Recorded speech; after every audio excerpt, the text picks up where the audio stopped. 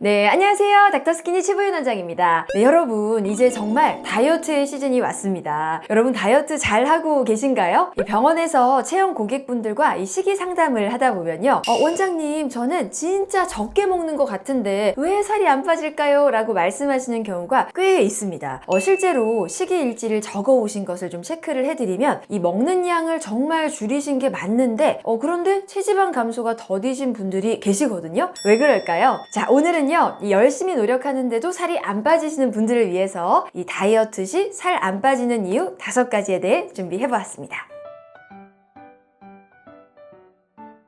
자, 첫 번째 이유는요, 평일은 다이어트, 주말은 치팅데이를 가지시기 때문입니다. 많은 분들이요, 이제 다이어트 시작하면 평일에는 정말 식단을 열심히 잘 하세요. 자, 그런데 평일에 열심히 하시다가 이제 주말에 마음이 약해지셔서 평일 열심히 했으니까 주말에 좀 먹어도 되겠지 하시면서 외식을 하시는 경우가 많습니다. 그런데 참 안타깝게도 살이 빠지는 건 참 어려운데요, 찌는 건 쉬워서 평일에 1kg 내려갔던 게 주말에 하루 잘 먹으면 1kg이 금방 다시 찐다는 겁니다. 자, 그러면 평생을 외식도 하지 말고 적게만 먹고 살라는 거냐? 그것은 아닙니다. 이 다이어트가 크게 2가지 시기로 나눌 수가 있잖아요. 체중을 감량하는 감량기와 그리고 체중을 유지하는 유지기로 나눌 수가 있는데요. 자, 유지기 때는 외식을 하셔도 좋고요, 맛있는 거 드셔도 좋습니다. 우리가 하루 많이 먹어도 다음날 또 적게 드셔주시면 올라갔던 체중이 금세 내려오면서 체중이 원상복귀가 될 수가 있거든요. 즉, 체중을 유지할 때에는 일주일에 하루 이틀 많이 드셔도 유지는 될 수 있지만 우리가 체중을 감량하는 감량기 때에는 치팅데이를 갖지 말고 쭉 식단을 하시는 것이 중요하겠습니다. 자, 그런데 이런 감량기가 이제 2-3달이 넘어가면 힘들어지겠죠. 자, 그래서요, 이 다이어트 감량기는 보통 1-2달 정도를 잡고 좀 집중해서 짧고 효율적으로 빼는 게 좋고요. 그리고 빨리 유지기를 가지시는 것이 좋습니다. 자, 살이 안 빠지는 2번째 이유는요, 먹는 양은 줄였는데 먹는 음식에 문제가 있는 경우입니다.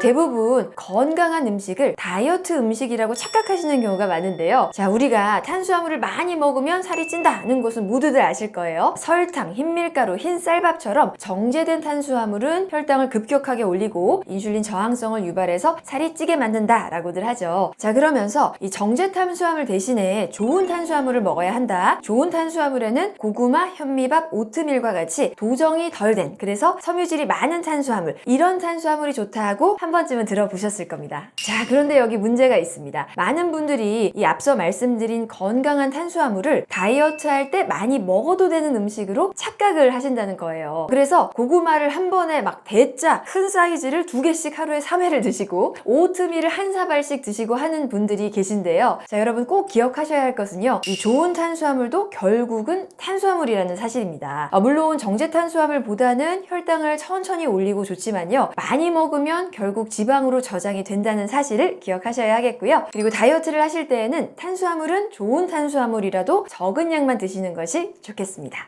네, 살이 빠지지 않는 3번째 이유는요, 다이어트를 너무 오래 한 경우입니다. 이 다이어트 감량기를 2-3달 이상 오래 지속하시는 분들의 경우에 아무리 식이량을 줄이고 또 운동을 많이 해도 원장님, 저는 이렇게 열심히 하는데 왜 살이 안 빠질까요? 하시는 경우가 많은데요. 이것은 식이 제한이 오래 지속되게 되면 우리 몸이 에너지가 너무 안 들어오니까 이것을 이제 비상사태로 인식을 하고 보상작용을 시작하기 때문입니다. 에너지가 너무 안 들어오니까요, 소비되는 에너지죠.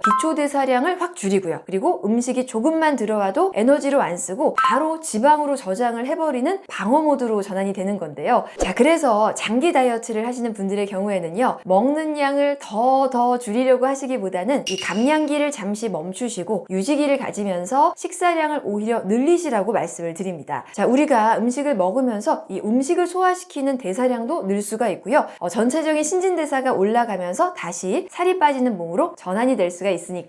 다이어트 감량기는 너무 길지 않게 1-2달 정도 하시고 유지기를 가지시는 것이 효율적이겠습니다. 네, 살이 빠지지 않는 4번째 이유는요, 수면 시간이 부족하기 때문입니다. 이 수면 시간이 부족하면 수면 부족이 다양한 호르몬 분비에 영향을 미쳐서 이 체지방 감소를 방해하거나 오히려 체중을 증가시키기도 합니다. 실제 한 연구에 의하면요, 이 수면이 부족한 경우에 식욕을 억제시키는 호르몬이죠, 렙틴 호르몬이 감소하고 또 배고픔을 유발하는 그렐린 호르몬은 증가하는 것으로 나타났는데요. 이런 호르몬의 변화가 식욕을 증진시켜서 칼로리 제한을 어렵게 할 수가 있습니다. 실제로 2012년도 한 연구에 따르면요, 수면 시간이 짧을수록 간식을 좋아하고 또 음식 중에서 특히 탄수화물이 많은 음식을 선택하는 경향을 보인다라고 했고요. 또 최근 한 연구에 따르면 이 수면 시간의 부족은 인슐린의 기능을 저하시킨다고 하는데요. 인슐린이 제 기능을 하지 못하게 되면 우리가 음식을 섭취했을 때 당이 에너지로 사용되지 못하고 지방산으로 변환이 되어서 지방으로 축적이 잘 되게 합니다.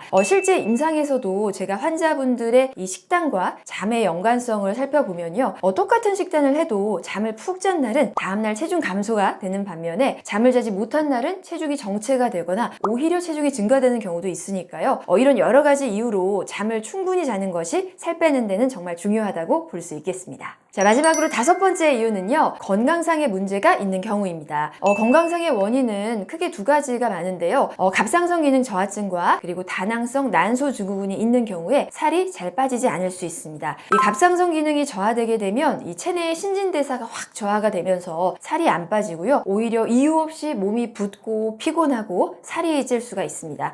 그리고 2번째 다낭성 난소 증후군은요, 이 무월경 그리고 몸에 털이 많이 나는 다모증 그리고 여드름의 증상과 함께 이 난소에 여러 개의 낭종이 있는 경우를 말하는데요. 이 경우에 보통 이 허리나 둔부의 비율이 증가하는 중심형 비만도 잘 유발이 되기 때문에 이 비만과 함께 앞서 말씀드린 증상이 함께 있으시다면 다낭성 난소 증후군 감별을 위해서 검사를 받아보시는 것이 좋겠습니다. 네, 오늘은 이 다이어트 할 때 살이 안 빠지는 이유 5가지에 대해 알아보았는데요. 혹시 여러분 열심히 다이어트를 하고 계신데도 살이 잘 안 빠지고 계셨다면 오늘 말씀드린 내용 체크해 보시면 좋겠습니다. 감사합니다.